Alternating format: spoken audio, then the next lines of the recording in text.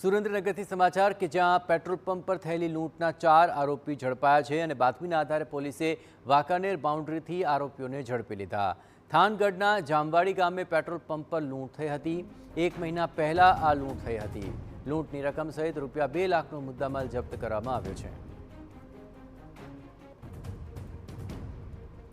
થાનગઢના જામવાડી ગામે petrol pump પર લૂંટનો આ સમગ્ર મામલો સામે આવ્યો। આ મામલો 1 મહિના પહેલાનો છે કે આ લૂંટની ઘટનાને જ્યારે અંજામ અપાયો। લૂંટની રકમ અને આ સહિત રૂપિયા 2 લાખનો મુદ્દામાલ હવે જપ્ત કરી લેવામાં આવ્યો છે।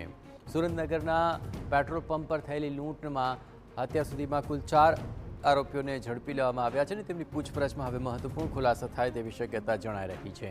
આગામી દિવસોની અંદર આ આખી લૂંટની ઘટનાને લઈને વધુ વિગતો બહાર આવી શકશે।